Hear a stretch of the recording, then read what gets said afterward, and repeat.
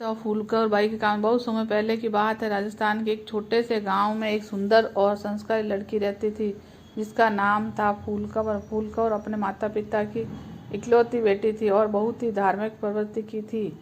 वह प्रतिदिन सुबह मंदिर जाकर पूजा करती और गांव के लोगों की मदद करती। गांव के बाहर एक बड़ा पेड़ था जिसमें लोग नाग देवता का स्थान मानते थे।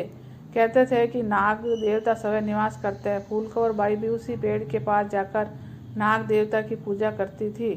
नाग देवता का आशीर्वाद फूलकवर बाई को सच्ची श्रद्धा और भक्ति से नाग देवता बहुत प्रसन्न हुए।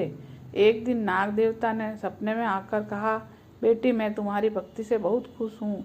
तुम्हें किसी भी तरह की परेशानी हो तो मुझे याद करना, मैं तुम्हारी हर मुश्किल की मदद करूँगा।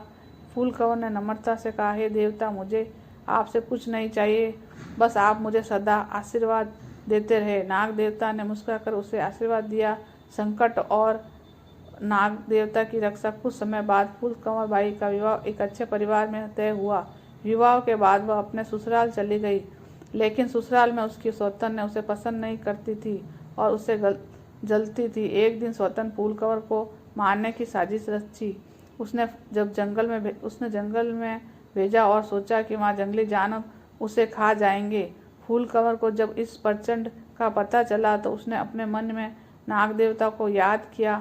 अचानक उसी पेड़ के पास एक विशाल नाग प्रकट हुआ। वह नाग देवता थे।